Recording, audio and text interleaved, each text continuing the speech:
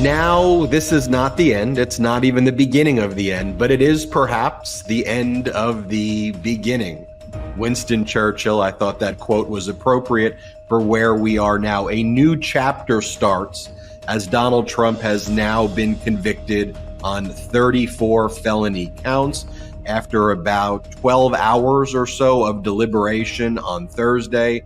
5 weeks of the jury in Manhattan receiving evidence, approximately 7 weeks with some off days of the trial itself. The jury returned a unanimous verdict, finding Donald Trump guilty, guilty, guilty, guilty, guilty. I could keep going on, but you get the point, of 34 felony counts of falsification of business records. Sentencing will now be taking place on July 11th.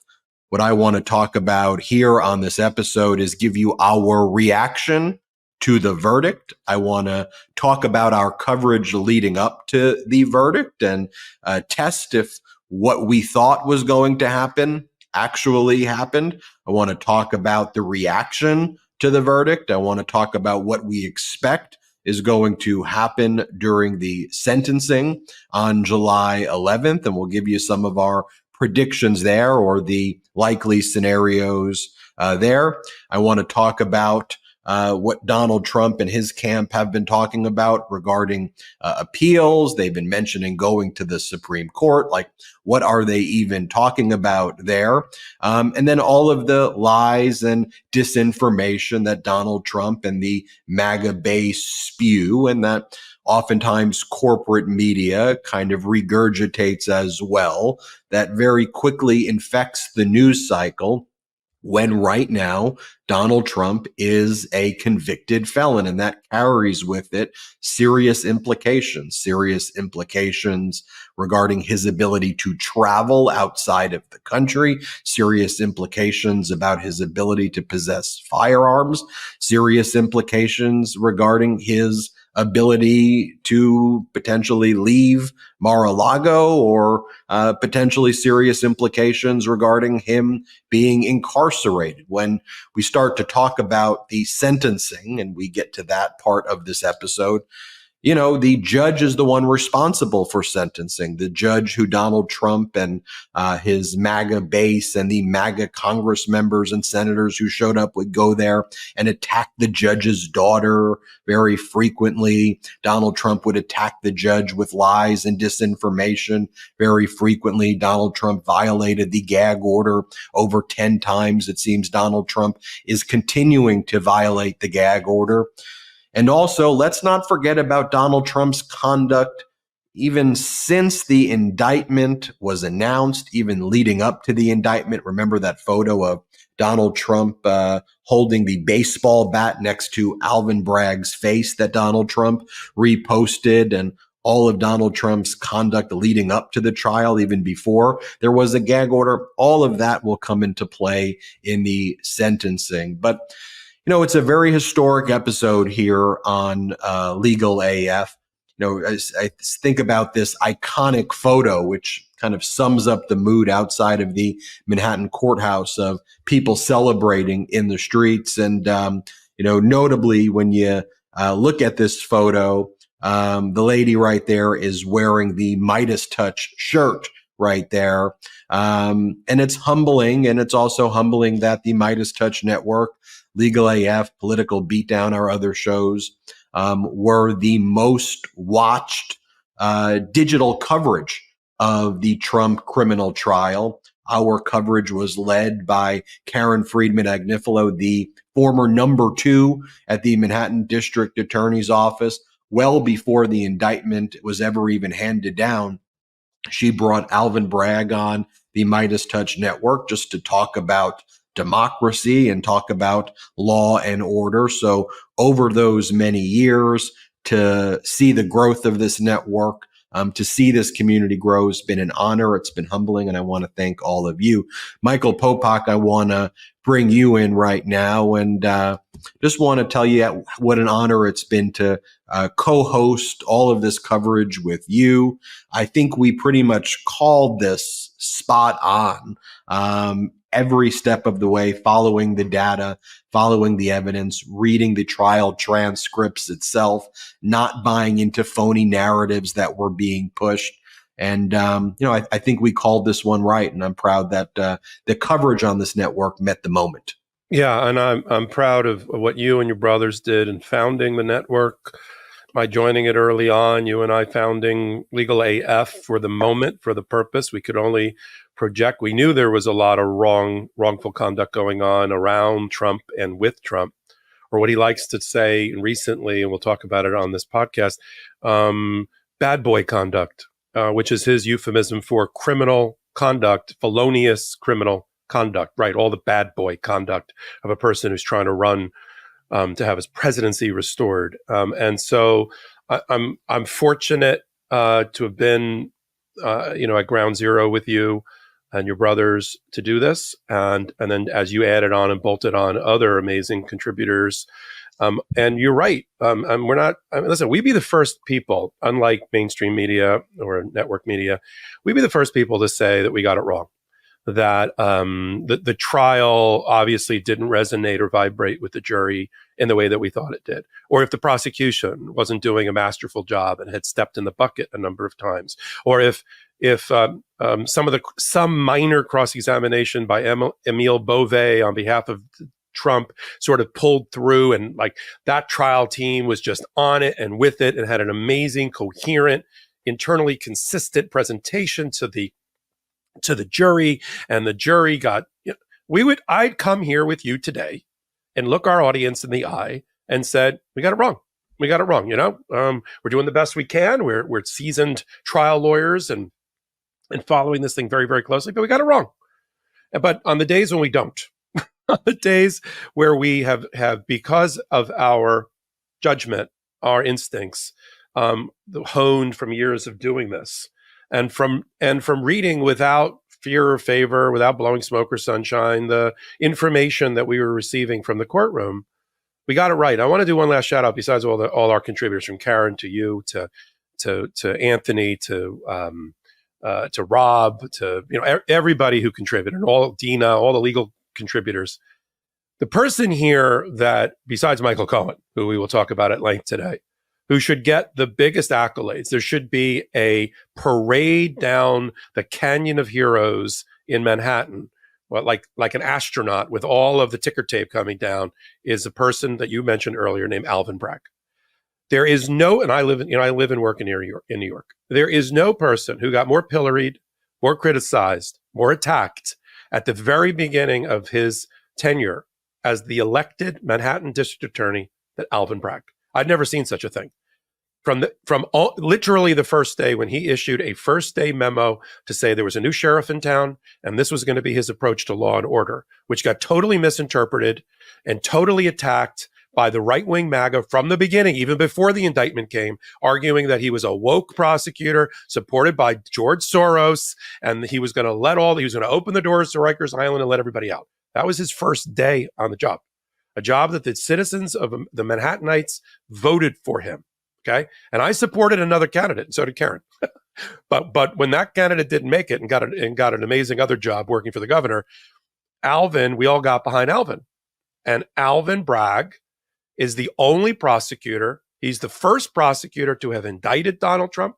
He's the first prosecutor to ever obtained 2 years ago a conviction of a Trump-related affiliate for tax evasion and for business record fraud, which I think was a test run and a blueprint and a practice run for this particular case. We'll talk about that at the appropriate time.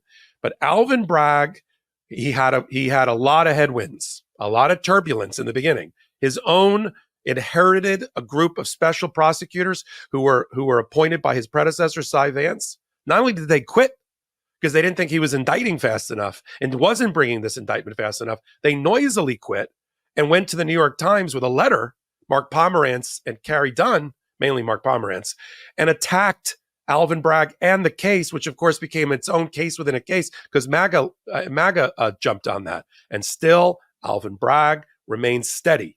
And he was going to make his own analysis, not based on recommendations by Cy Vance or by these special prosecutors, his team, review of the evidence, and to get right in his mind because the buck stops with Alvin Bragg. He should get the credit because he would have gotten the criticism with Michael Cohen.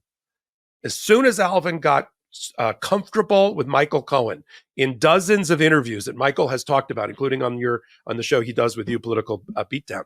As soon as Alvin got comfortable with him, his veracity, and where he fit as a puzzle piece into all the other corroborating evidence, all of the things that bolstered Michael Cohen, he didn't go last by accident. I thought he'd be a sandwiched witness, but he ended the case for the prosecution after 22 other witnesses, not named Michael Cohen, effectively corroborated Michael Cohen's testimony, as did the documents, as did the audio. But credit should go to Alvin Bragg. He's a humble guy. You could see it in the clip that you ran right after the verdict came out with his press conference. He plays it. And one last thing, I'll leave it on, because there's a lot of misinformation about Alvin Bragg. He did not run on a campaign of going after and prosecuting Donald Trump. I know that for a fact. I attended some of the town halls. He was up there on the debate stage. He was asked a question once about it, and he basically said, wherever the facts lead me, that's where I'm going to go. Now, that's in contrast to the Attorney General, Letitia James, who was a little more public about her going after the Trump world. But that was not Alvin Bragg.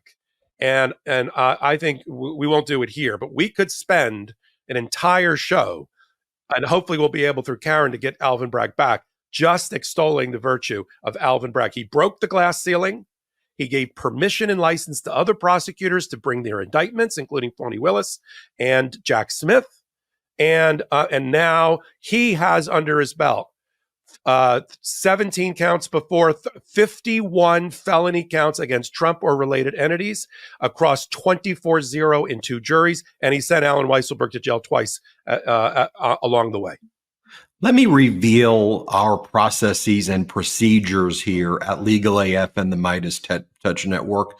Before we make a prediction or before we report on something, what are we doing behind the scenes? Well, we have a great team of researchers, a great team of reporters here, a great editorial team by Ron Filipkowski, but Michael Popok, myself, Karen Friedman-Agnifilo, and others who do the legal commentary, we roll up our sleeves and we read and we read and we read. And what are we looking at? Every day we read the trial transcripts. I don't just want to hear what the reporters are saying. I do want to hear what they're saying also, but I want to read the trial transcripts for myself.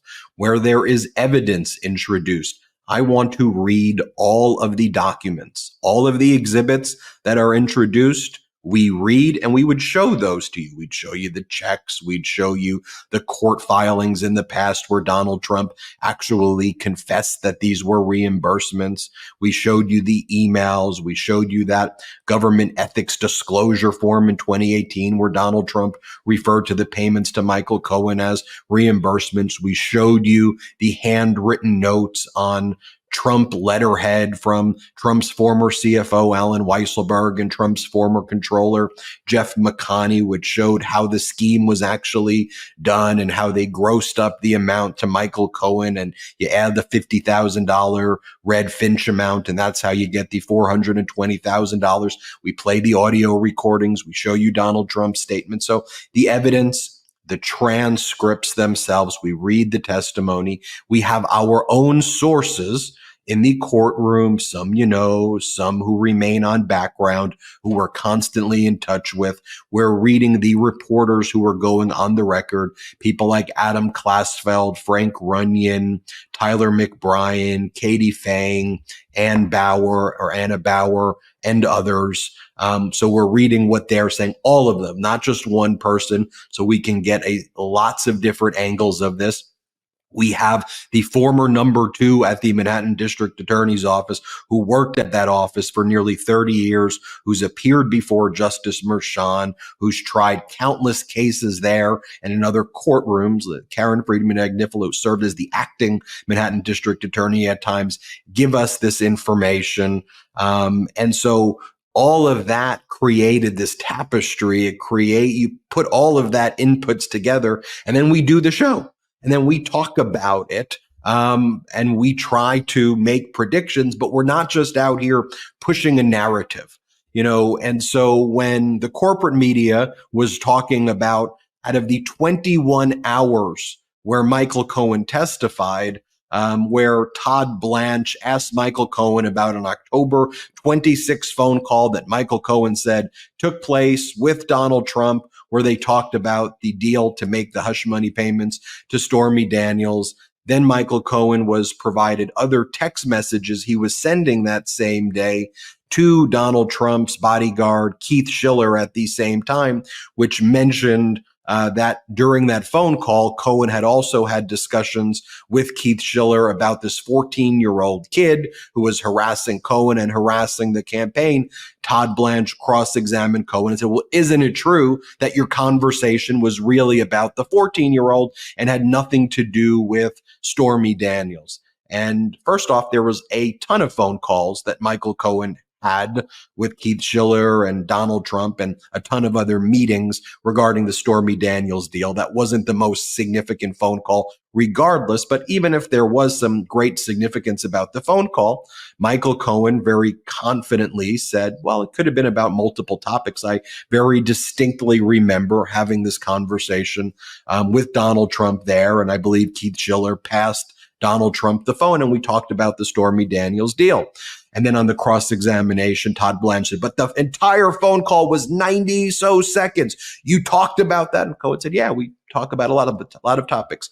And then Todd Blanche says, you're a liar. You lie. You're lying right now. And then there was an objection from the prosecution. The objection was sustained. And then Todd Blanche moved on to the next topic. And I remember that day as it was being reported on all of the corporate media saying the case just fell apart. Todd Blanche had a Perry Mason moment. This is a big deal. Cohen collapsed on the witness stand. And you now know the process, and I'm sure you knew before, the diligence and meticulousness that we bring to everything that we do. And we were looking at all of these things, and we were talking to all of our sources inside the courtroom. And everybody, all of the lawyers in the courtroom who I respect and I know who have real trial experience said, Ben, that really wasn't a big moment. Sure, maybe you scored a few points, but Todd Blanche's cross-examination was so long and meandering that it really didn't land. And so we don't get it. So Michael Popok, you and I and Karen on other shows, we would say that.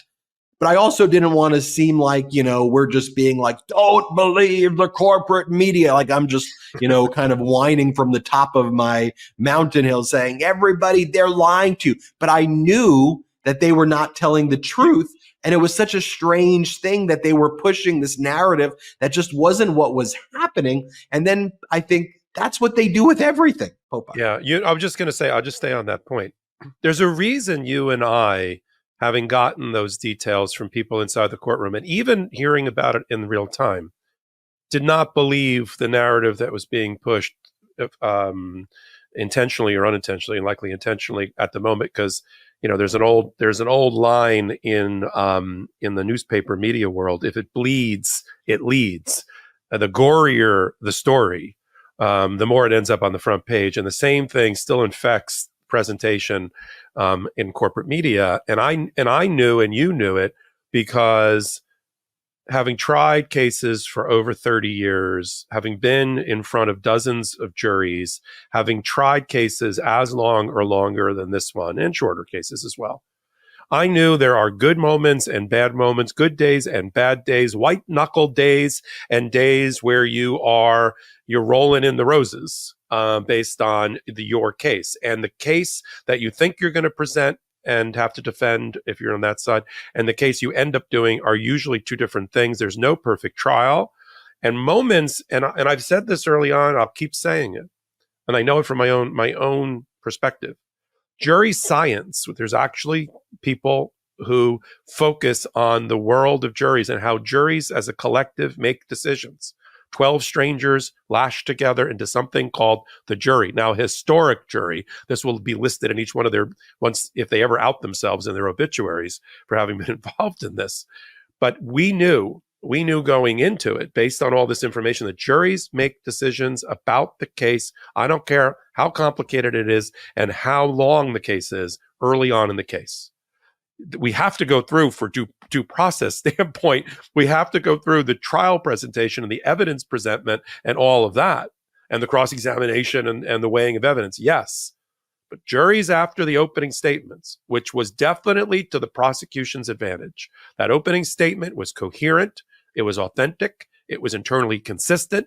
It tied together the evidence that there was going to be presented, and they delivered on all of that as a golden thread through the trial. Juries after that usually wait a little bit. They want to hear from the first witness. And the first witness was David Pecker for 2 days. Forget Michael Cohen for this moment. I don't mean him as a person. Just forget Michael Cohen as a concept.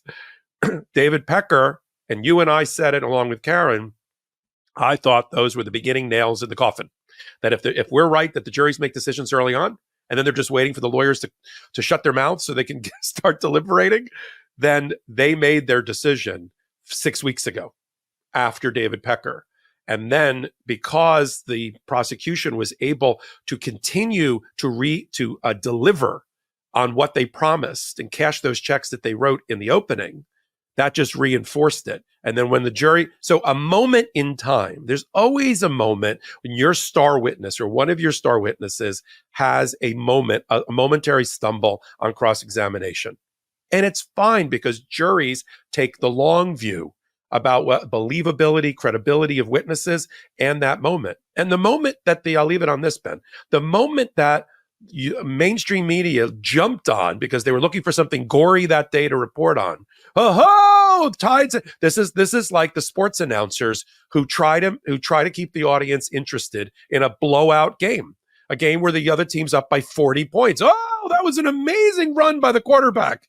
Really? At the end, that's the Super Bowl was won by the team that was up by 40 points. And the prosecution was up by a lot of points, in my view, by the time we got to that. And it wasn't even a stumble. Because Michael Cohen, remembering a conversation from 9 years ago that lasted all of 8 minutes, and then the prosecution scrambling to find that still of the video from C-SPAN showing that Donald Trump was standing next to the very bodyguard, meaning it reinforced that Michael Cohen could have had and did have a conversation about 2 topics with 2 people who happened to be next to each other, and the phone was passed between them. And that is obviously from an inference standpoint. Remember, that was what the jury, there was only a few jury instructions that were read back. And one of them was, how do we make inferences from facts? And the judge told them, and within 3 hours, 4 hours of further deliberation, they were 9.5 hours in, they made their decision. And I am sure that it's inferences like that help them lead to the conviction. And lastly, as we predicted, and I've said it since, I don't know when we started following this trial, this was binary for me. It wasn't going to be, maybe counts 1, 12, 14, and 18 and the rest. No. They were either going to buy completely the evidence presentation and the burden of proof on the prosecution and find 35-0 against, or 0-34 and fine for Donald Trump. Nothing in between. Because those 34 counts, as we said when the indictment first came out, were journal entries, invoices, and checks. But the fundamental underlying criminal conduct, they either believed it and found it was proven by the prosecution, or they didn't. And that's why it was 34-0. During the closing argument, the prosecutor, Josh Steinglass, who just did an incredible job, reenacted the phone call. The phone call lasted, I think it was actually like 90 seconds. And what Josh Steinglass did in the reenactment, it showed how easy it was to do this conversation and talk about multiple topics in half that time, in 45 seconds.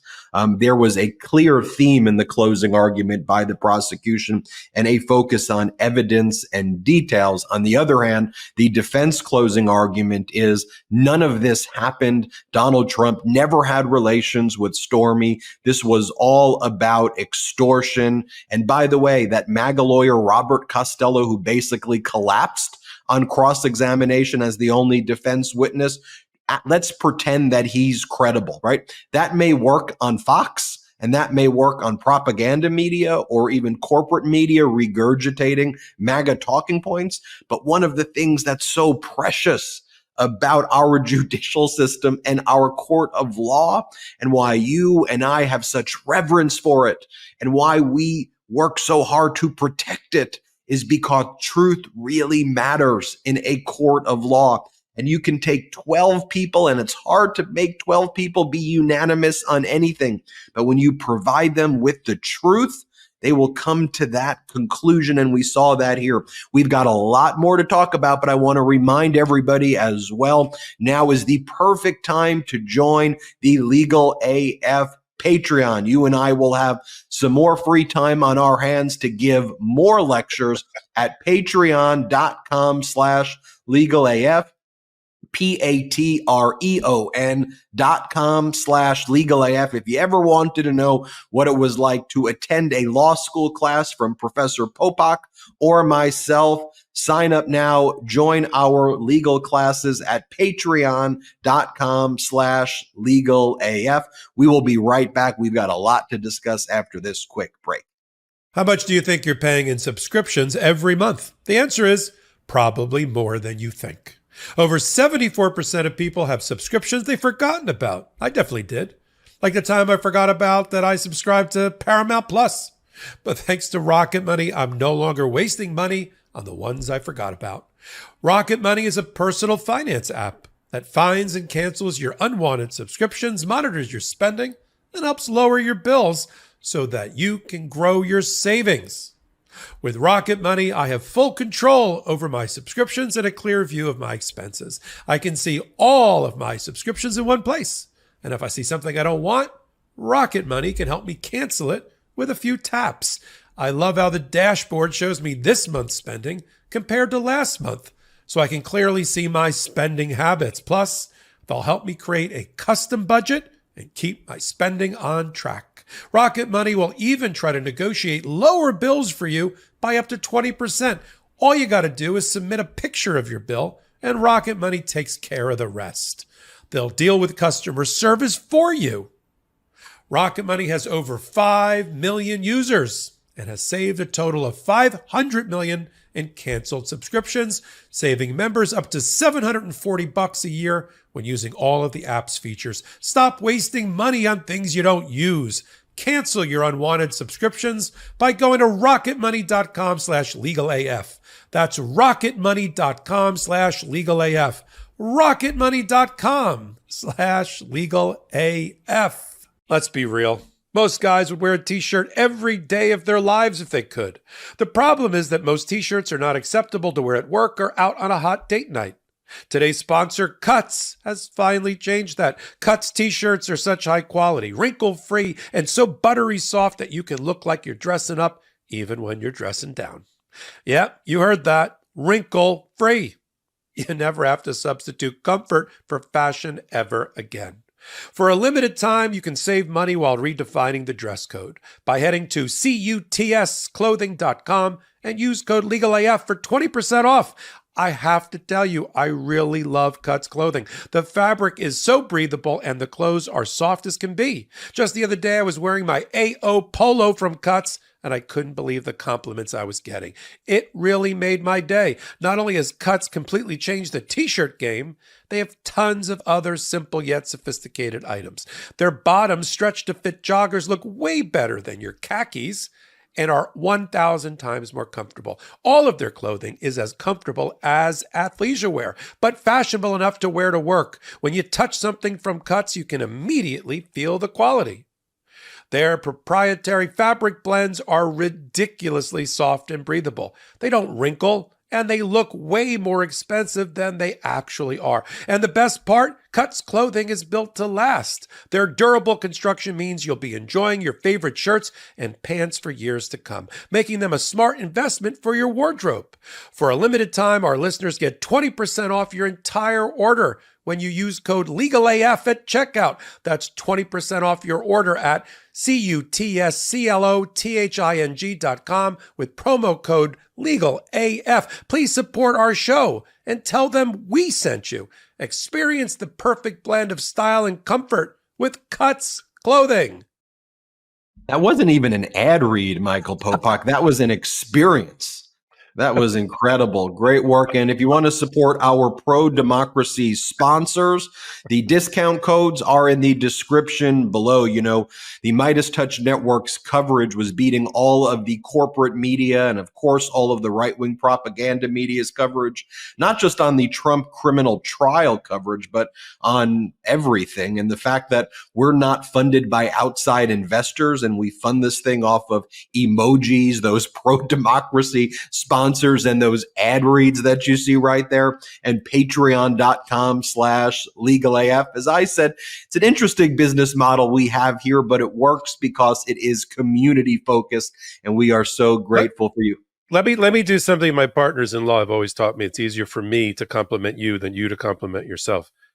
Your coverage, the Midas Touch Network's coverage of the jury verdict, was seen by 1.3 million people.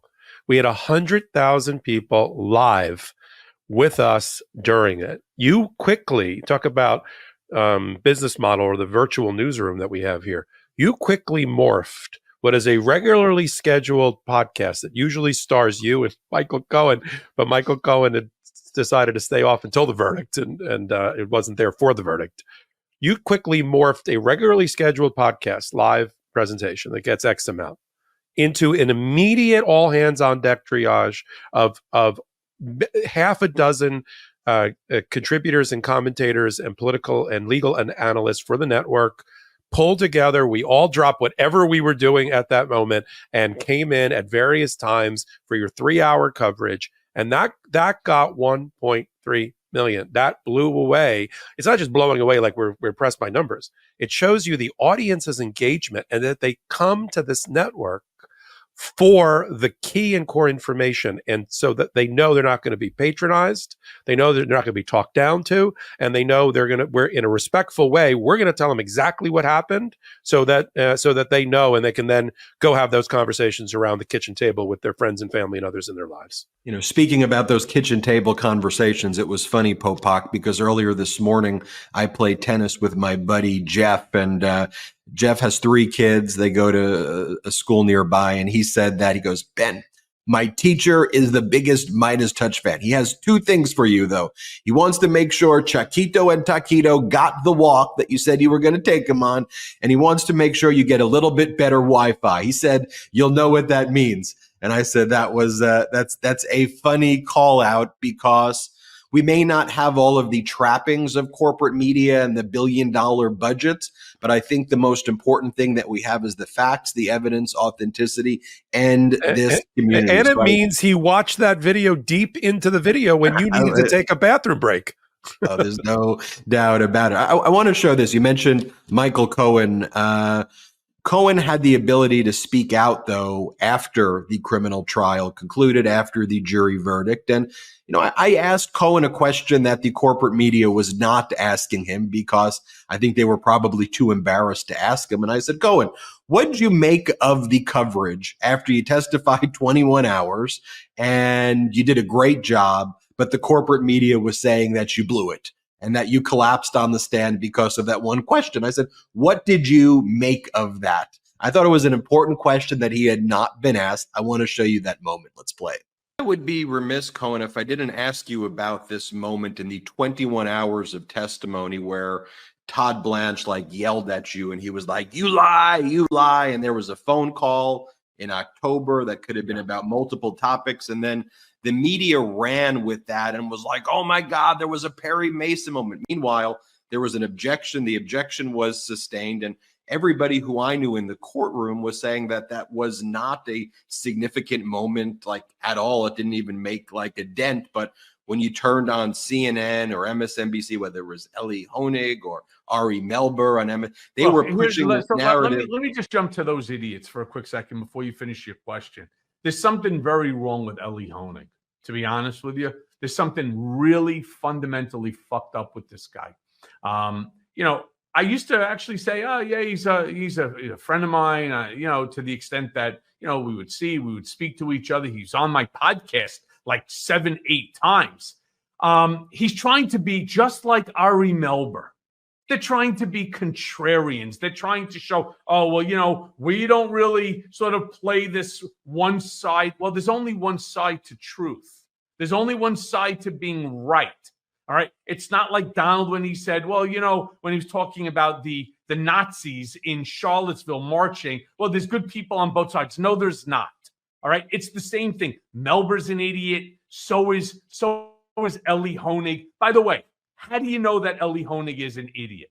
How do you know that he's wrong?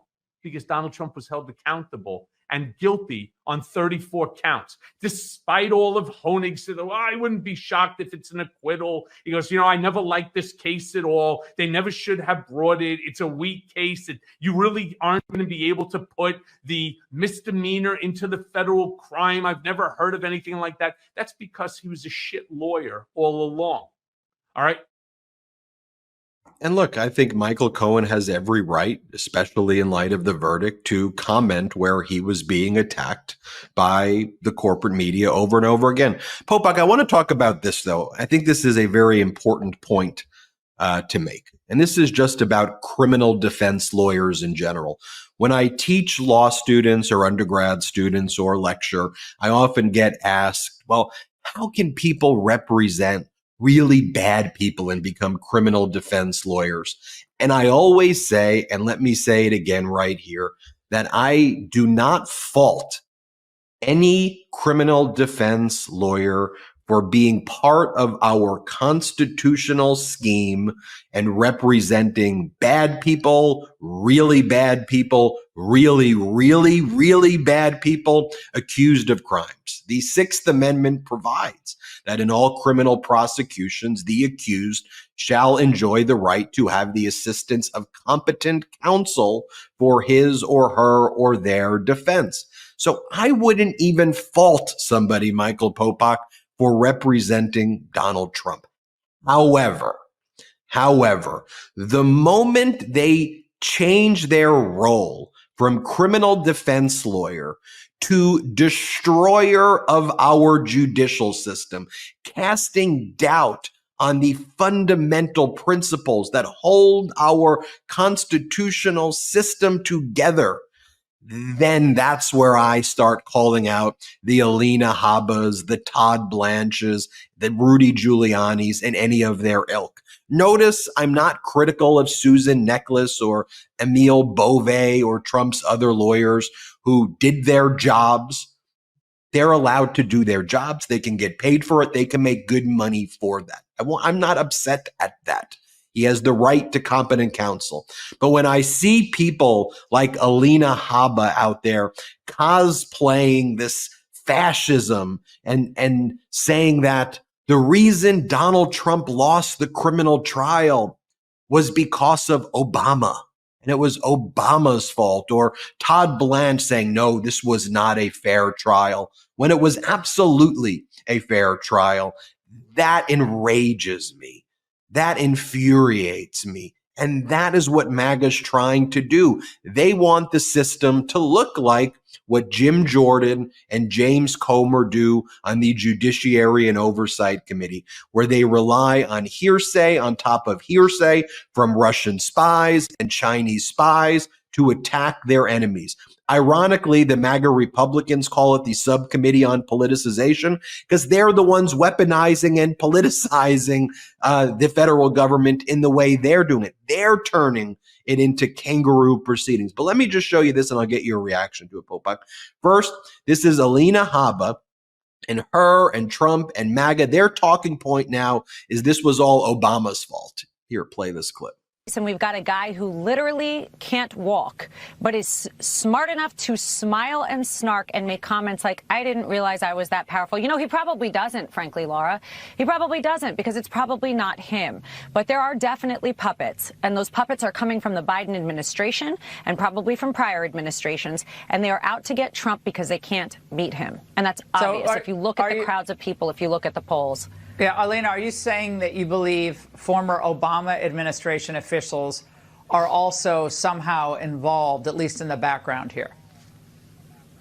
Well, I find it a little bit odd that he never left Washington. And then when he did, he goes to beaches as well. I find it odd that him and the Clintons are flying on Air Force One with President Biden. I also find it odd that we have a president that can't speak or walk. But here we are. This is this America, and we cannot survive another 4 years of it.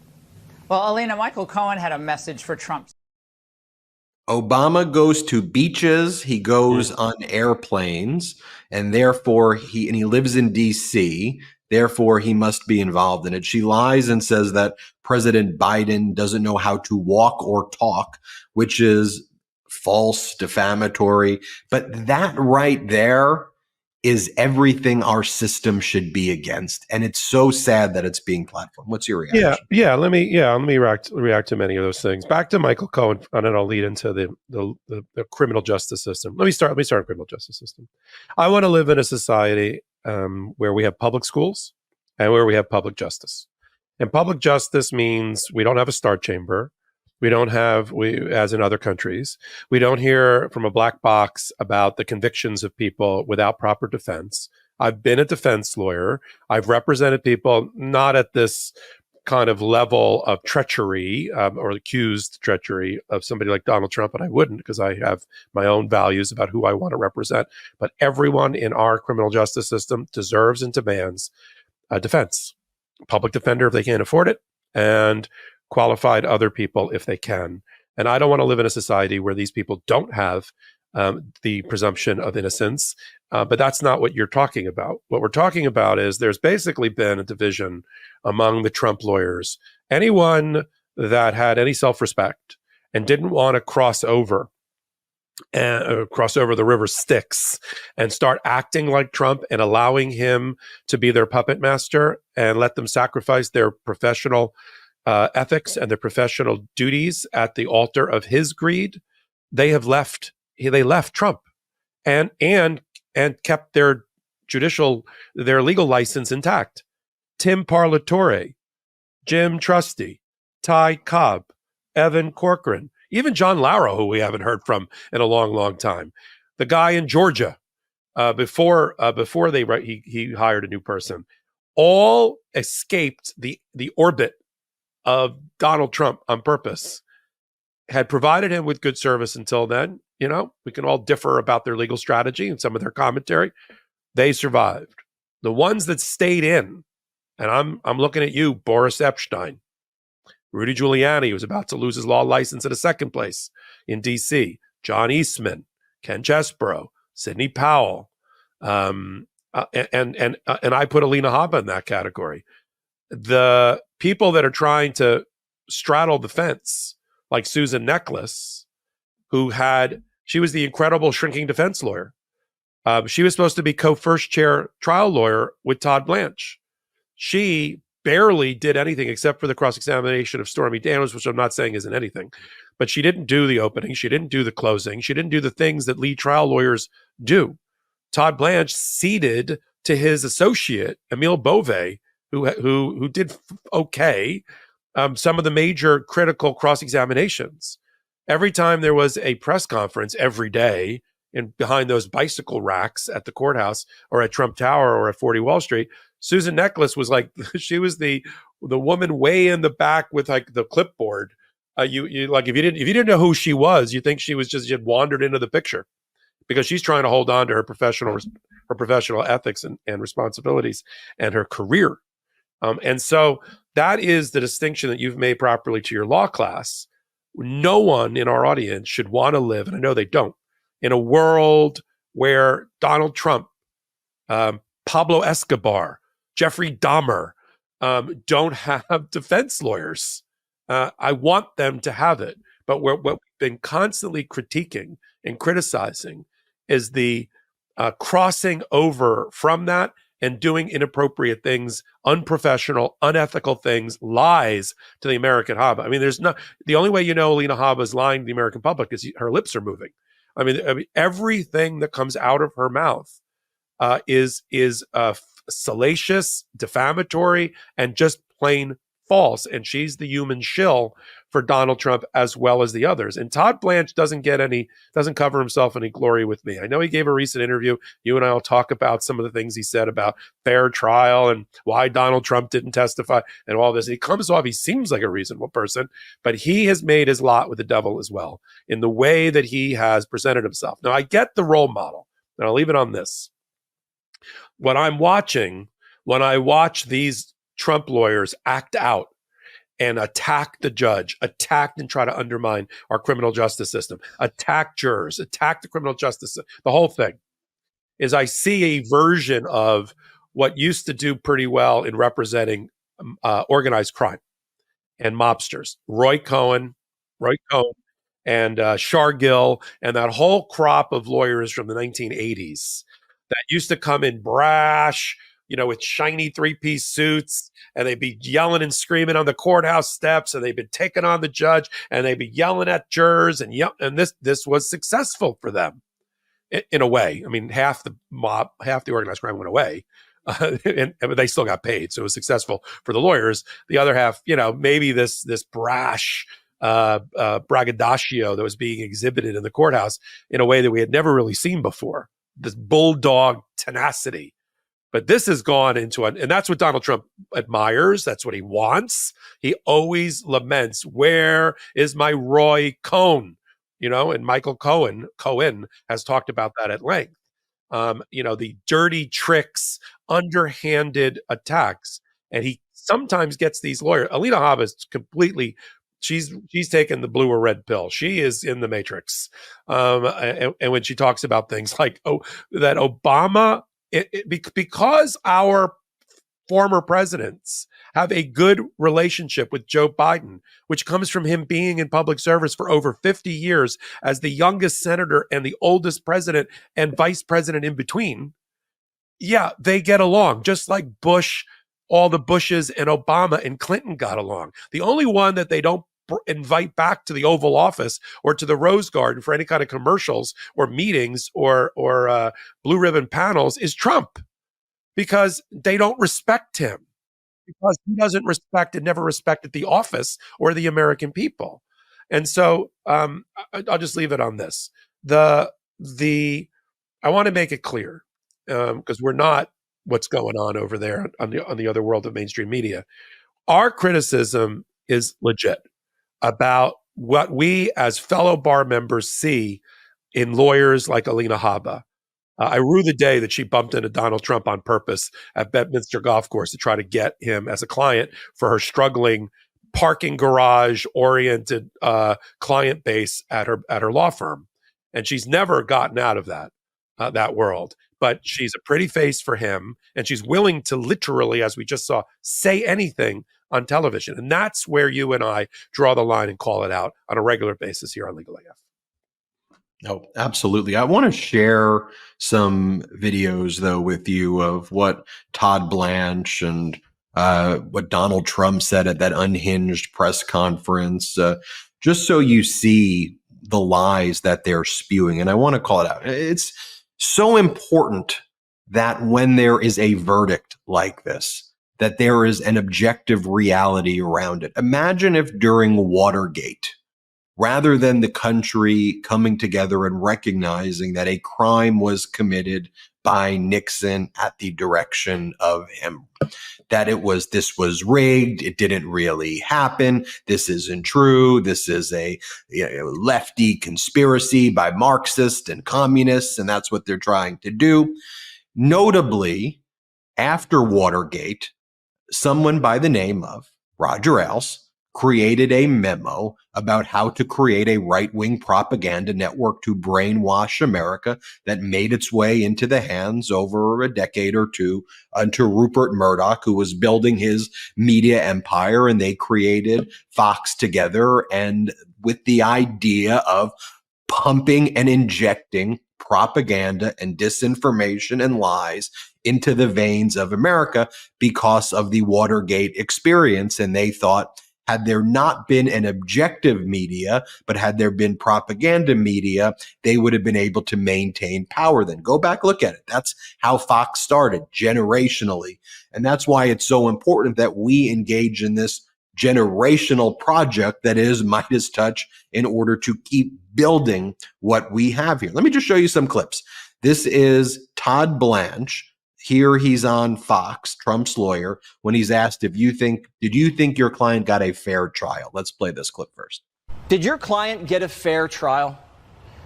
I mean, no, I don't think so. I mean, we've been saying for over a year that we couldn't get a fair trial in Manhattan. We couldn't get a fair trial with the judge, and it played out in lots of ways exactly as we expected.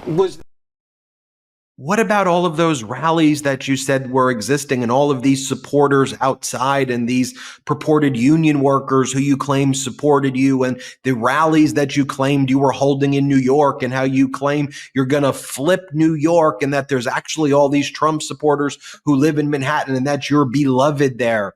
That's the other messaging that they put out there. Look, they got a fair process where they were involved in the jury selection. There was a grand jury that indicted.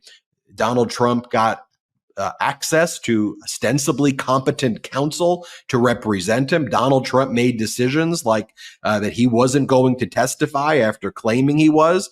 They made the decision not to call witnesses and really put on any defense other than calling Robert Costello. And then they want to whine about it. They got a fair and impartial jury who rendered this verdict.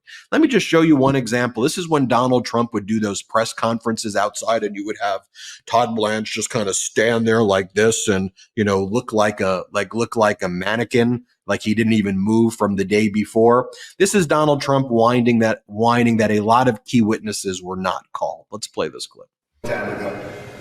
But a lot of key witnesses were not called. Look at your list. Look at the players. And you know who I'm talking about. You can take 5 or 6 of them. Why didn't they call those witnesses? They didn't call them because they would have been on our side. And it's a shame. And in particular, one witness who's now suffering gravely because of what's happened, because of the viciousness of these thugs. The vicious people, what they've done to that person. And you know who I'm talking about. And they didn't call him as a witness. They didn't call anybody as a witness. And all these people, you could have called them. I want to show. I've got more though, Popok. Before I'm going to turn it. Yeah. I want to build called on all this. the witnesses, Alan Weisselberg included, if you wanted them. Well, and then Trump's lawyer Todd Blanche, and giving the interviews after the guilty verdict, goes on CNN, and he's asked, "Hey, Trump was saying there's witnesses you could have called. Why didn't you call them? Why didn't the defense call them?" Here, play this clip. When he was leaving, one thing he brought up were the witnesses who were not called. And he was saying that there could have been witnesses that would have helped make the case. We never saw Keith Schiller, Alan Weisselberg, some key figures here who got brought up a lot.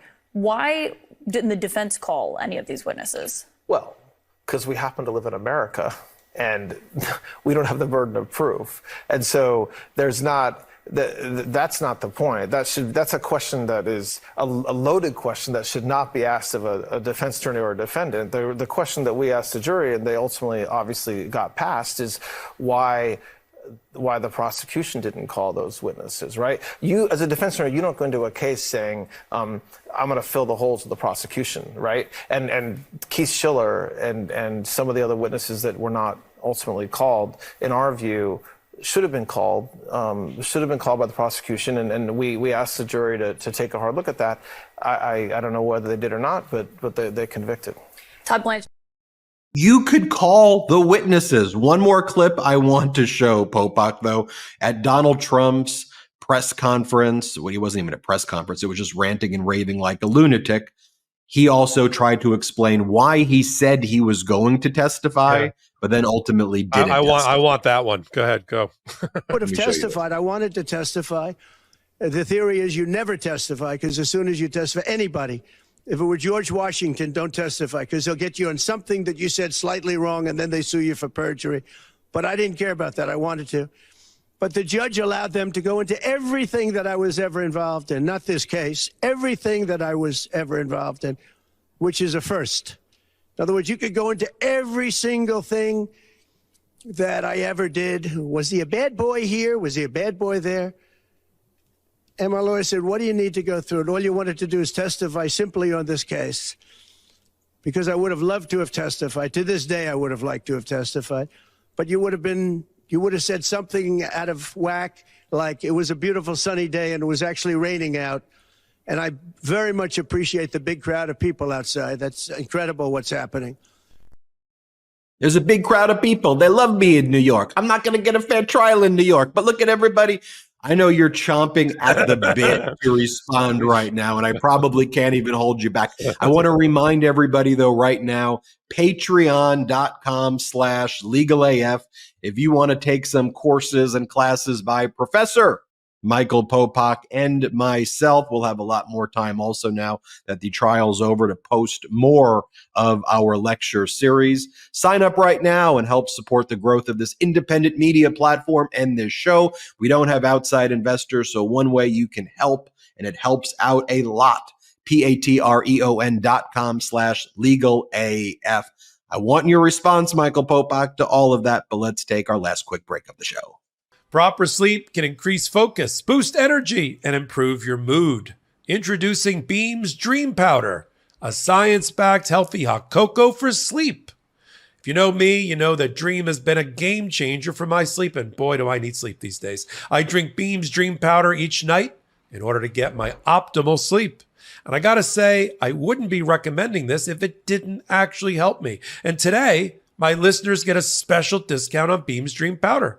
Their science-backed healthy hot cocoa for sleep with no added sugar. Better sleep has never tasted better. Now available in delicious flavors like chocolate peanut butter, cinnamon cocoa, and sea salt caramel, with only 15 calories and 0 grams of sugar. Other sleep aids can cause next-day grogginess, but Dream contains a powerful all-natural blend of reishi, magnesium, L-theanine, melatonin, and nano CBD to help you fall asleep, stay asleep, and wake up refreshed. The numbers don't lie. In a clinical study, 93% of participants reported Dream helped them get better sleep. Beam Dream is easy to add to your nighttime routine.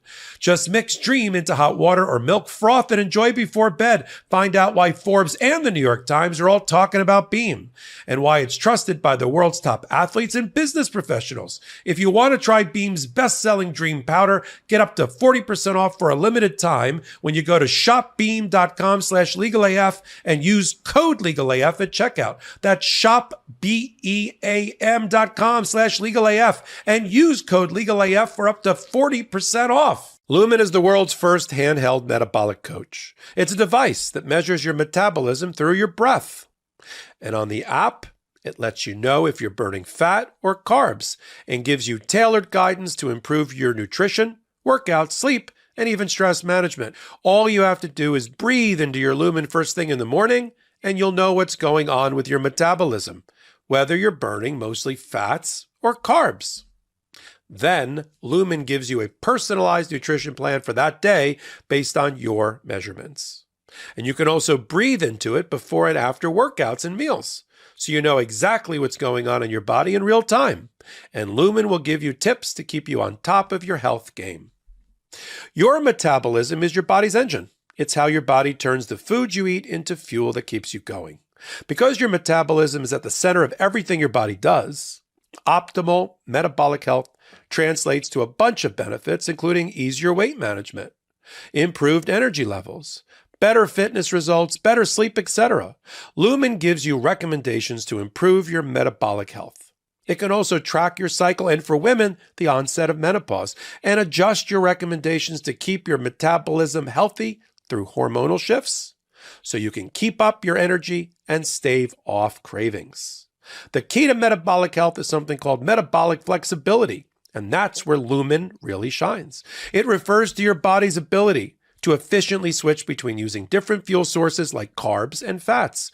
There are preferred times to use each, and how well you can switch places you on the metabolic flexibility spectrum. And after getting to know you through your breath, Lumen gives you a metabolic flex score that you can track and improve upon. So if you want to take the next step in improving your health, go to lumen.me and use LegalAF to get $100 off your Lumen. That's LUMEN.ME and use LegalAF at checkout for $100 off. Thank you, Lumen, for sponsoring this episode. As I said, those aren't ad reads. Those are immersive experiences. I feel, Popok, you crushed those ad reads. Support our pro-democracy sponsors. The discount codes are in the description below. So before we took our break, Popok, just to remind all of the legal AFers who I'm sure are on pins and needles for your response to that, we showed you Donald Trump's lawyer, Donald Trump, whining that the prosecution didn't call witnesses the defense wanted to call, that Trump says that he's a bad boy and they'll say that I'm a bad boy if I take the stand and that's why he didn't testify. What's your reaction? First of all, let's get out of the world of fantasy and unicorns and rainbows, and let's get into reality. And Todd Blanche knows better, and he basically lied to Kristen Welker, not Kristen Welker, the other interviewer for CNN. Here's the story: he is confused, and therefore has confused people that watched him. We're talking about Blanche now, about the burden of proof, and your defense, and trying to inject reasonable doubt into the case. I agree with Todd Blanche that the burden is on the prosecution beyond a reasonable doubt to prove their case. You don't have to do an opening for the defense. You don't have to do you don't have to do a closing. You don't have to do anything if you don't want to. But if you want to inject reasonable doubt into the case, there's two main ways to do it. You cross-examine your way through your defense by cross-examining each of the witnesses. There were 22 of them that were called by the prosecution in their case in chief before it turns to your case in chief in defense. But if after you've cross-examined those witnesses and had your shot, and your one and only shot at David Pecker, at Jeff McConney, the controller, inside money man working with Alan Weisselberg, all the internal Trump people, Stormy Daniels, Michael Cohen, and the rest. If by that point you as a trial lawyer, I'm speaking now as a trial lawyer, conclude that you have not yet injected enough reasonable doubt into this case, then it's incumbent upon you to put your witnesses on that you believe need to be put on in order to inject reasonable doubt, not to prove the case for the prosecution. That's the red herring canard that Todd Blanche just left the audience with in his interview. And of course, and I'm not criticizing, I like the work that she does, but she's not able to do what you and I would be able to do, or Karen would be able to do, which is to cross-examine and push back against that kind of comment. That's the problem. I know this has become an attack on mainstream media, but that is the problem in the law world that you and I sit at the intersection of law and politics, is that when we hear something like that, we would just throw our pen down and go, that's not true. And let's walk through why that's not true. So all those witnesses, including the ones that Donald Trump coyly trying, I guess, to avoid the gag order, which we'll talk about the aftermath of this case. His conditions of release are still in place. The gag order is still in place. And all of these things about him acting out will go into the sentencing on July the 11th, I assure you. But when Blanche says, or Todd or Trump says, you know who was not there, and when it's a shame what they did to that guy. That's Alan Weisselberg, the chief financial officer, who's now twice been convicted of felonies, who is back in Rikers Island. But there was nothing stopping Donald Trump and the defense from calling our next witness is Alan Weisselberg. He gets brought over for Rikers Island the earlier in the day. He gets put in a cooling tank, and he gets brought in. Yes, maybe they have him in an orange jumpsuit. He'll probably be in a suit, and he could have testified. And I rechecked during the commercial break the jury instructions that were actually given, not the fantasy instructions that Donald Trump and his minions like to talk about that never happened. The actual jury instructions that a future appellate court will review to confirm, as we will hear, that this was a fair trial and that there's no reversible error in it, especially in the jury instructions that were ultimately signed off on by the defense. There is no missing witness instruction.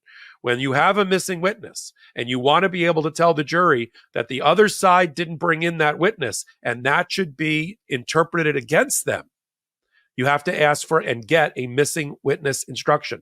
They didn't get it. They didn't ask for it. They didn't get it. But they want to be able, outside of the wood paneling of the courthouse, to tell people in these sound bites that we wanted to bring these witnesses, but we weren't allowed. That's a lie. They were allowed to do it. They made some sort of tactical and strategic decision that they were not going to bring Alan Weisselberg in. And kudos again back to Alvin Bragg. Alvin Bragg made Alan Weisselberg radioactive, not just for the prosecution, because you weren't sure what the heck the guy was going to say, having now been convicted of perjury, the ultimate death penalty, if you will, for a witness and his credibility. But the prosecution made him radioactive for Donald Trump to call him. That's what I said with Karen right as soon as they cut the deal with Alan Weisselberg. I said, well, this takes him off the charts for both sides. And that's what happened, because they knew what the cross-examination of Alan Weisselberg was going to look like in the cross.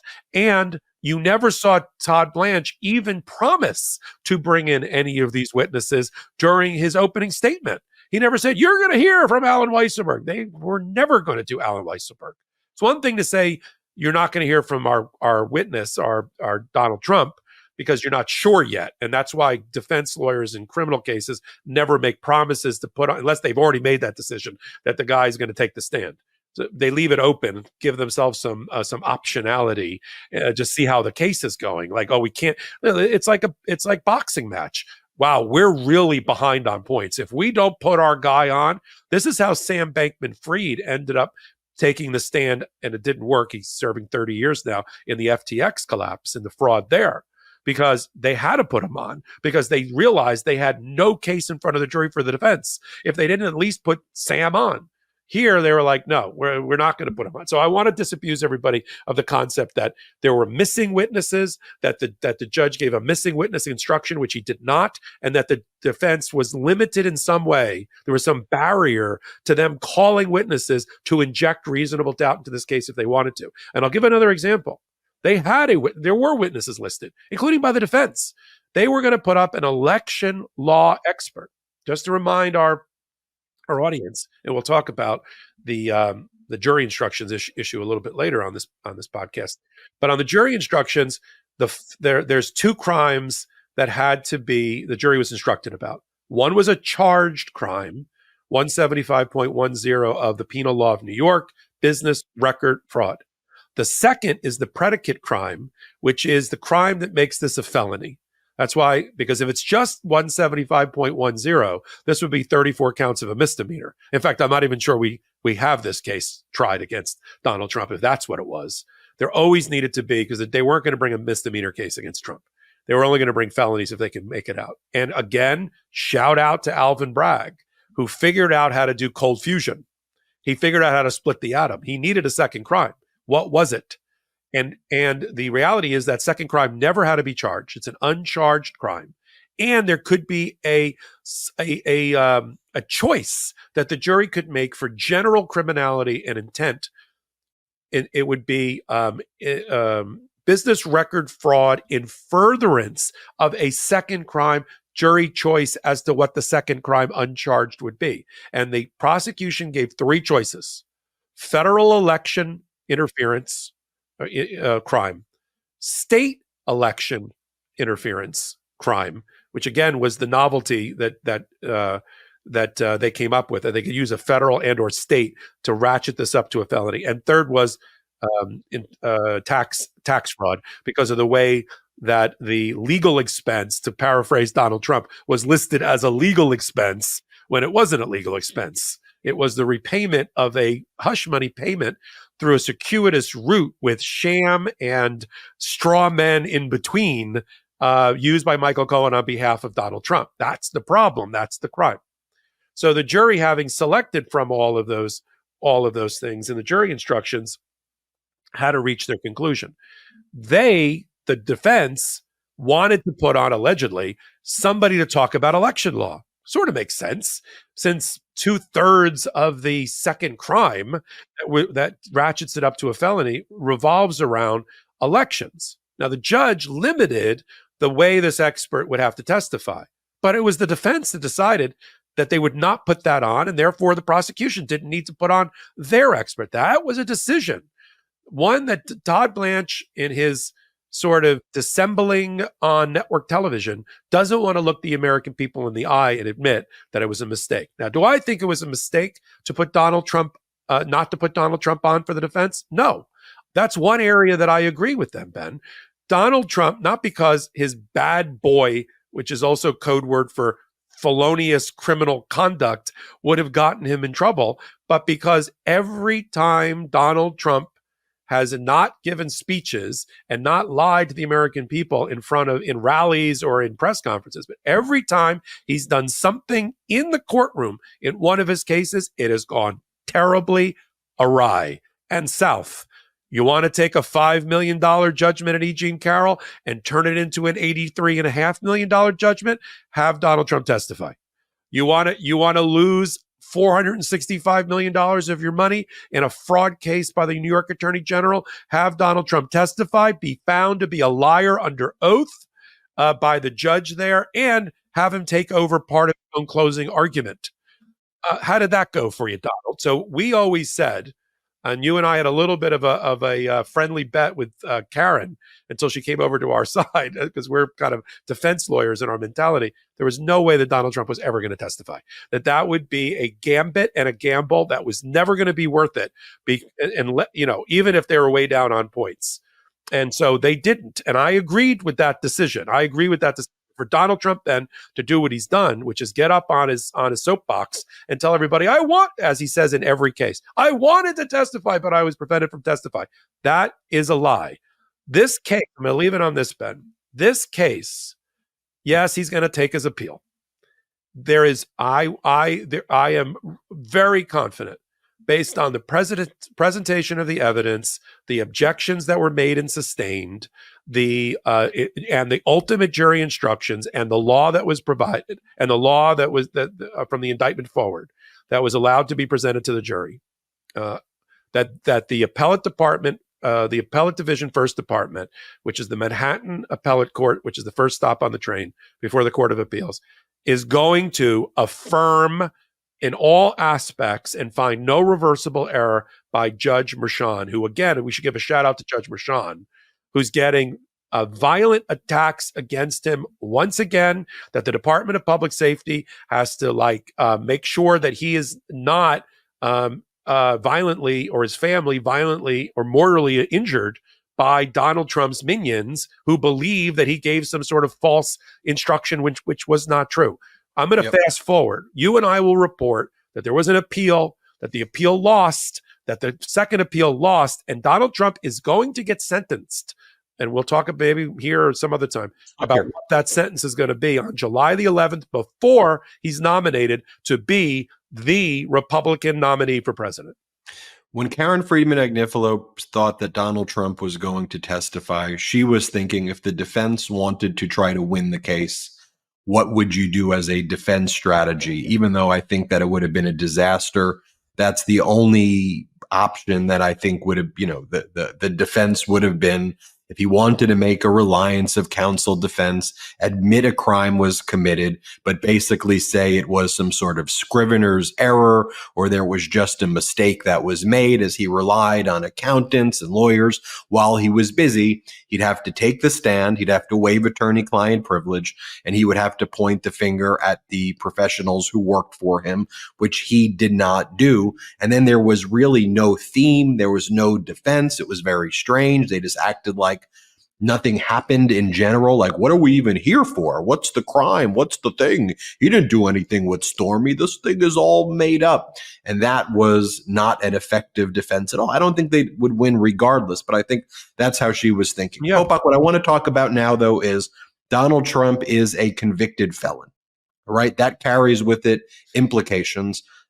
Those implications can even get more severe and serious, and will, when sentencing takes place on July 11th. But as a convicted felon, your ability to travel outside of the country to places like Canada, UK, and numerous other countries across the world is prohibited. You quite literally are banned from countries if you are a convicted felon.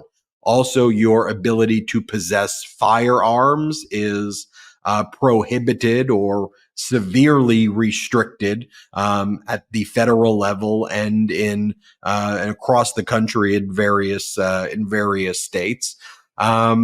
And so I just want you to think about that and potentially the ability to vote.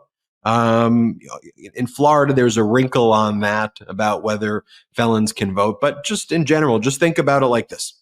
You can't possess firearms. You can't travel to many countries outside of the country. You're likely, I want to get your take, but I think Justice Merchan is likely either going to give a sentence where show up in prison. I think he'll definitely give house confinement or home confinement. The question is it serve the time in Rikers plus confinement, just serve the time in Rikers? But he's going to sentence Donald Trump. Anyone who says he's not sentencing Donald Trump or it's just going to be probation, I think they're very wrong about that. First and foremost, go read the falsification of business records cases, felonies, that these cases have sentences, and Justice Merchan has been a law and order judge. This is the most egregious falsification of business records case in the history of New York, where the other ones got prison sentences. Donald Trump's behavior, not just violating the gag order, not just being found in contempt, not 1, 2, 3, 4, 5, 6, 7, 8, 9, 10 times, but his conduct leading up to the trial, posting photos with a baseball bat, pretending to bludgeon the district attorney, the lack of remorse. So what will happen when you get to sentencing on July 11th, and I want you to talk a little bit about the probation officer's evaluation of Trump, right? The prosecution is going to submit a sentencing memorandum where I think they'll request that Donald Trump be incarcerated.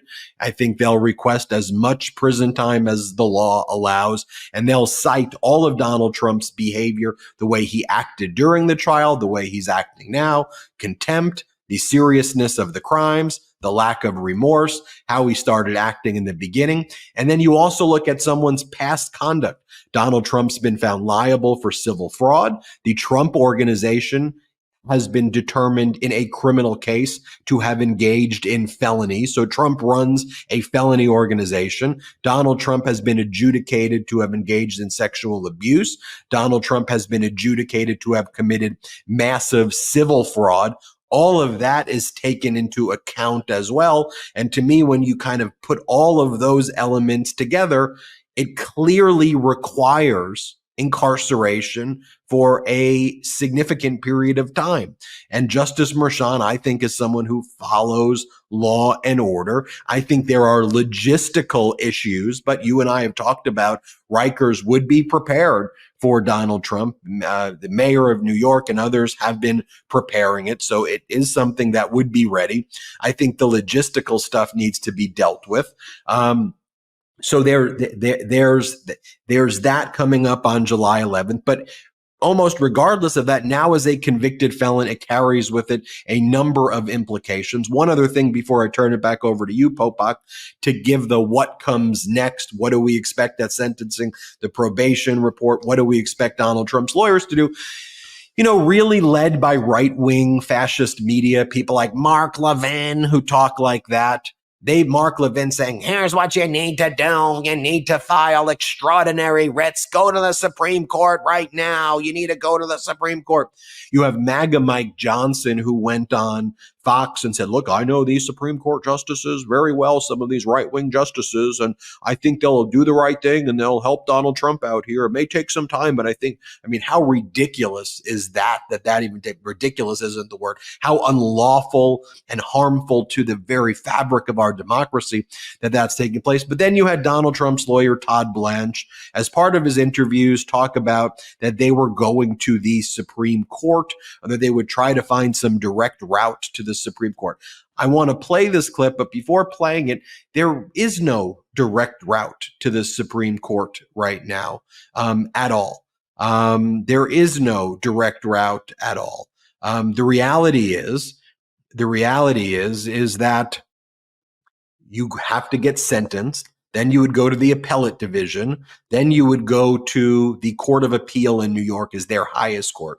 The Supreme Court's their trial court, appellate division, then Court of Appeal. And then after the highest court in New York rules, the only way you then go to federal court is if you claim that there's some federal law that supersedes the state law such that the Supreme Court is ruling under the supremacy clause that there's some federal concept that supersedes the state law under basic concepts of federalism. So when they talk about going to the Supreme Court now, I mean, by the way, who knows what upside down flag hanging spouses are insurrectionists? Like, this right wing Supreme Court's like out of control. So who knows what they ever do? But the bottom line is there is no process that exists in the law for them to go to the Supreme Court. They're just making this stuff up. There's no such thing. So they would be filing something that's never been filed before, that doesn't even have a name for it. They'll come up with some name for it. But anyway, let me show you what Todd Blanche said. Then let me get your kind of thoughts, Popok, of where we go from here. The sentencing, the appeal. What do you expect? Let's play this clip. Well, last question. Will you go to the appellate court, the Supreme Court, both? Both. Look, we're not going to stop fighting. I mean, everybody's talking on your show and on other shows about going right to the Supreme Court. We're going to do whatever we can. If that means we're going to the First Department and the New York Court of Appeals and the Supreme Court, that's what we're going to do. If we can go right to the Supreme Court, that's what we're going to do. We're going to do whatever we can. There's no option that we're slamming the door on. Oh, he reminds me of the weatherman character in Anchorman, Steve Carell. He reminds me of the Steve Carell character from Anchorman. Like, for real, yeah, we're going to the Supreme Court. What does it even mean, you're going to the Supreme Court? There's no such thing. Popok, where do we go from here? Yeah, let me touch on that and then go the other place.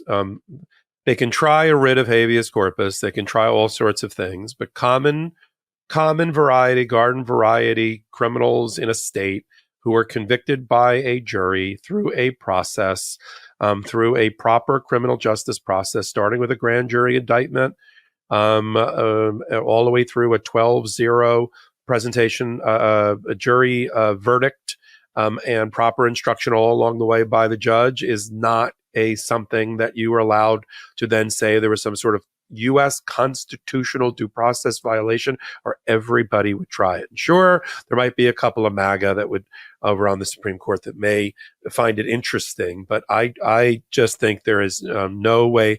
There's an ice cube chance of hell of a direct appeal to the United States Supreme Court, or even jumping over from our state criminal prosecution system over to our federal constitutional system to pick up the senior appellate court there. Not happening. As to what happens next, as I said, Donald Trump is now felon Donald J. Trump. Interesting enough, as this is being reported around the world, and we have a lot, we're very respectful of our audience. We have 140 or more countries that watch Legal AF.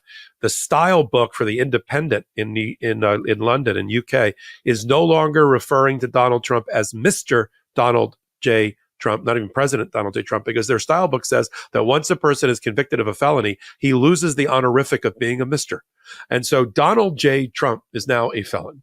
And that means in the New York court system, he's going to go with no exception, with no special dispensation, through a process. He has to be interviewed by the probation department. They're going to ask him about his background, about his mental health and mental state. They're going to look through his social media. I mean, these New Yorkers know who Donald Trump is, so they don't have to start off with questions like, do you ever use social media in a negative way to attack people? They can skip that question. They can go right to, we've looked through all of your social media, and his conduct, including that outstanding conduct about the criminal contempt, which has not yet been resolved by the judge, and he is still subject. His release, his ability to walk around and not be in jail right now, T+2 days from the conviction, is at the discretion of the Judge Merchan and the criminal justice system and the laws of the state of New York, who give credit to the prosecution. They didn't ask for bond because he's out on his own recognizance, but all of the conditions that he originally had for his release, including the gag orders, remain in place through sentencing, at least through sentencing. Got to go for his interview. Can't phone it in. Can't let the lawyers like Todd Blanche, Mr. Weatherman, do it. He's got to show up and talk to this bureaucrat civil servant about and why? Because the probation department puts together, just like in the federal system and the pretrial services, puts together a report with background information about the felon, the convicted person, and then ultimately recommendations about sentencing. There have been in the state of New York, since the laws were passed, about 8,000 entities and people prosecuted under False Record Act and including a second crime. I will just to manage expectations. About 10% of that group got jail time. The other 90% didn't. But I think you're right, Ben, that given the extraordinary facts here, balanced even against Donald Trump's right to run for president, even as a felon under our Constitution, which I know is remarkable to a lot of people around the world, but he is. Doesn't disqualify him. That doesn't mean that the judge, I think he ends up in the top 10% category, requiring some sort of home confinement / incarceration. I don't know if that's 4 months or a year. And the timing of it will be interesting for Judge Merchan. All in the hands of Judge Merchan. They're not going to be able to cut it off by asking the Appellate Division First Department's not going to be sentencing Donald Trump. The Court of Appeals is not going to be sentencing Donald Trump. The Supreme Court is not going to be sentencing Donald Trump. Judge Merchan, who's been mercilessly attacked to this moment by Donald Trump and his minions and his family and everybody else, he's the person who's also holding and keeping his powder dry about how he's going to handle Donald Trump's past violations of the gag order, criminal contempt related to that, and future. And why that's important, and to answer the question that some people are asking, does the conviction mean that he's violated his terms of release and his conditions of release in his other criminal cases in Georgia, in DC election interference, and in Florida? No, because it's new crimes. This was old crimes that he just got convicted on. If he commits new crimes since they set those conditions, but criminal contempt would constitute a new crime, and I assure you, the prosecutors are going to run to the judges if he's found guilty of committing a new crime, and that is the third rail. That is what Donald Trump, dancing on this electrified third rail every time he tries to pander to his audience to quote unquote get elected or raise money. This is what could happen to him in terms of next steps. He goes through this process in the next couple of weeks. He meets with the probation. They prepare a report. The prosecution prepares a report and recommendation about what they think the proper sentence is. So does the defense. We know what the defense is going to say. No conviction, probation at best. And prosecution's going to say X number of years. And then the timing is important. Does he make him go right in July off the sentence, if there is a sentence that has confinement or incarceration? Or does the judge says, I'm going to suspend your sentence until after November 5 to allow you to continue to campaign? I don't know. This is going to be within the mind of the judge. He may think I can solve a problem by giving him the sentence so the American people know that he's a sentenced felon, but delaying his reporting to the Bureau of Prisons version in New York until after we see the election results. But then he's got to deal with, well, what happens if something goes awry and he's elected president about that incarceration? So these are things you and I are going to have to with Karen, drill down on even more. In terms of the results, if he is sentenced in July, he will not, and it's not probation, and he has not completed his sentence by the time of election day, he's off the voting rolls. Even New York, which I'm not sure where he votes. I think he votes in Florida. Even Florida, which restores the rights of felons to vote, but only after they've completed their term plus a number of years. So he will not have completed his term, and that unless the Florida legislature, with DeSantis, somehow makes a special exception for Donald Trump, I'm not sure we're going to see that iconic photo of Donald Trump voting for himself on election day. Well said, Popok. I want to show this, though. Remember the clip I showed earlier with Alina Habba saying that President Biden can't even walk or can't even talk? And, this is part of the whole MAGA. The lie machine is so out there, and they spew it so much that when people actually hear President Biden talk at the State of the Union, or people pay attention to objective reality and the news, They go, what? How did that happen? Right? The same way we were saying how the media drives all these bizarre narratives out there on, the trial or the Trump stock or Trump's polls, or what's going on at the events. There's 100,000 people. No, there isn't. There was less than 10,000 people. We could utilize our own objective reality and say, let's stop making up these fake numbers. Or when they want to say, this was an incredible speech in the Bronx. What are you talking about? Where people left in the middle of it and he called up onto the stage two individuals, one named Shep G, the other named Sleepy Hollow, who were in a 140 count criminal indictment alleged to be the leaders or leading the New York Crips and engaged in 12 attempted murders and one actual murder. And Donald Trump's bringing them on the stage and they're talking about giving Donald Trump the grill for his teeth. And you're trying to act like stop that. That's not normal. If that was existing anywhere else, it would be beyond disqualifying. So stop that. But let me just show you, this was from earlier this morning. This is President Biden doing something that Donald Trump will never be able to do. Ride a bicycle. Let's show you this. You see him right there. There's President Biden riding a bike. Yes, he's over the age of 80, but he's riding a bike. He looks good. He's in shape. He actually is fit. And you want to hear President Biden speak? So for Alina Habba saying, he can't get out his words, he can't even talk. You saw Donald Trump's speech earlier in the show where Trump was saying, they called me a bad boy, and they're gonna bad boy this, a bad boy that. Here's President Biden talking about our system of justice. Play this clip. That's how the American system of justice works. And it's reckless, it's dangerous, it's irresponsible for anyone to say this was rigged just because they don't like the verdict. Our justice system has endured for nearly 250 years, and it literally is the cornerstone of America, our justice system. The justice system should be respected, and we should never allow anyone to tear it down. It's as simple as that. That's America. That's who we are. And that's who we'll always be, God willing. God willing. And it's incredible that even has to be said. And that's kind of the sad state that we're in, that a message needs to go out to the American people because the Republican Party has turned over the keys to MAGA. Corporate media regurgitates what MAGA says.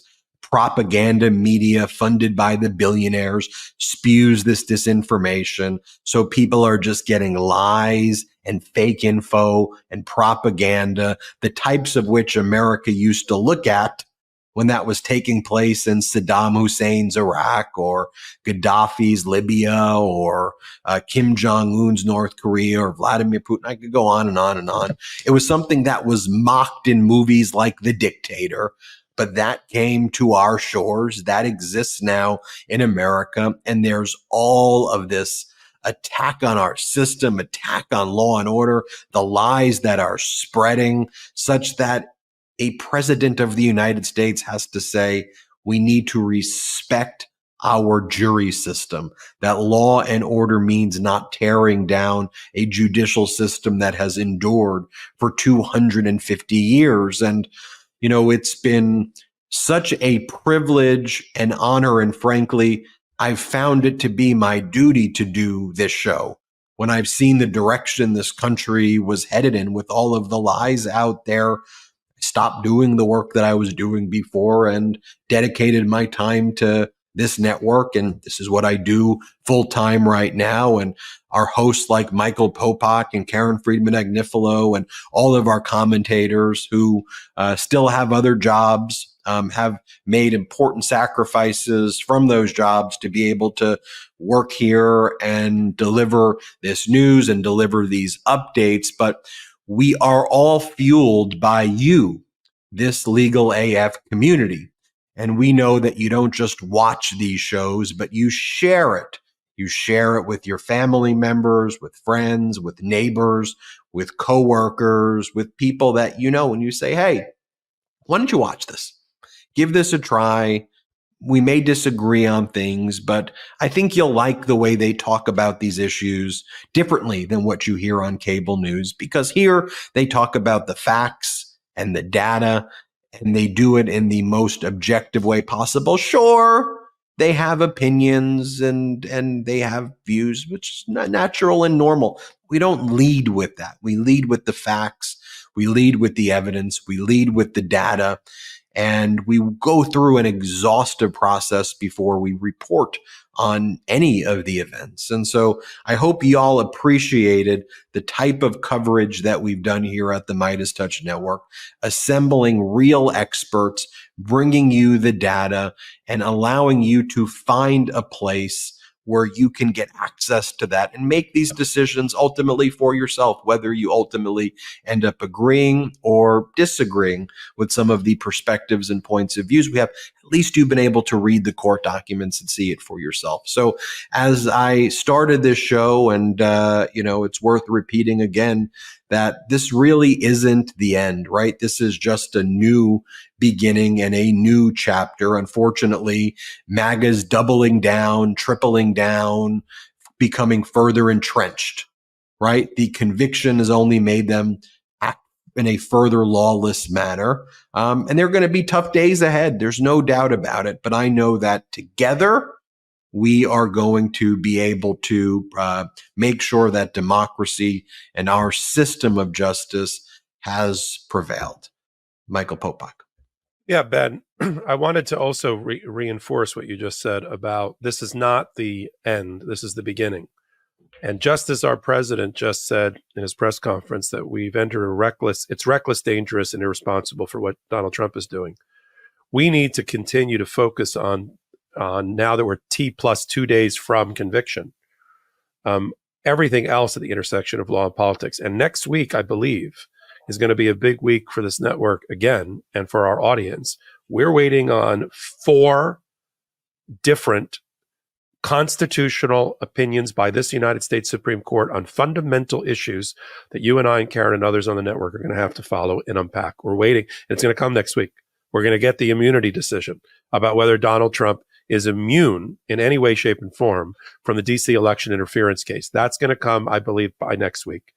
Fisher versus the United States is going to get decided next week. That means whether Donald Trump and other Jan 6 defendants were properly charged with obstruction of an official proceeding, which is for them the highest count in terms of jail sentence possibility by the prosecutors. 3, Idaho versus the United States, which is an abortion decision as to whether EMTALA, or emergency procedures law, federal law, trumps the abortion bans in places like Idaho or not, the application of it to that. And then on guns, whether there's this Supreme Court is going to find that a ban on people who abuse their wives and husbands, domestic violence ban, is constitutional or not, is coming out, as is whether bump stocks, which were used in the Las Vegas massacre, are a Second Amendment right to have a bump stock. These are all coming next week. And you and I are going to have to, along with our other colleagues, are going to have to report on it and unpack it. It's our duty and our privilege to do it. Now's the time to go to patreon.com/legalaf, patreon.com/legalaf. It helps build this independent media network and helps expand the reach of this programming. patreon.com/legalaf. We're not funded by outside investors, so that is a major way that you can help expand this. And you get great lectures by Professor Popok and myself. Also go to store.midastouch.com for the best pro-democracy gear, 100% union made, 100% made in the U.S. Also, the Midas Touch store was featured in the Trump criminal trial. The Mar-a-Lardo Correctional Facility shirt became an exhibit. Michael Cohen was cross-examined on the Mar-a-Lardo shirt for the Mea Culpa podcast. And then Trump's lawyer, Todd Blanche, tried to act like Michael Cohen was the owner of store.midastouch.com, which Cohen very respectfully pointed out, nope, that's actually the Midas Touch store.